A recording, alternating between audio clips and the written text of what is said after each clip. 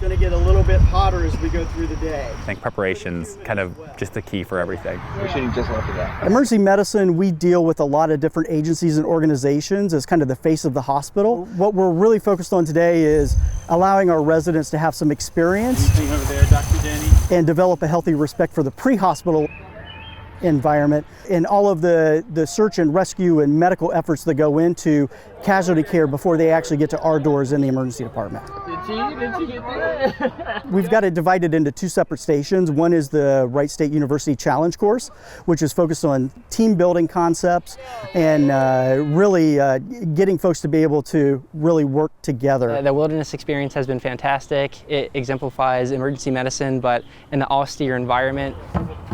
You're pushed with different challenges, communication, and teamwork events. So it's a lot of fun. Again, a lot of team building activities.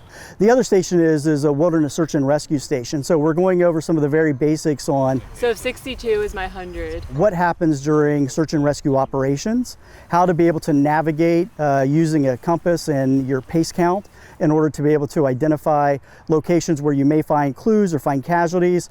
And then eventually, once you get to the casualty, how you can actually package that patient safely to be able to transport them. Nowadays, everyone has their phone, but Dr. Huebner brought up, where he was training, like some places, like you'd be on a trail and halfway through you lose all signal. So kind of going back to our roots and learning how to use a map and locate everything is actually a helpful skill to have, I think. Good job. Bring it back up. This has been a perfect facility, so it's been great to work with the folks at Campus Recreation using the challenge course and the different obstacles and endeavors that it provides, but then also being able to use the location behind it for our search and rescue. So I think kind of just having that experience and practicing here, that way if we, God forbid, ever need to track someone down or do something like that, it's not our first time and we're not fumbling with the equipment. We come kind of more prepared. Oh, y'all are running, okay.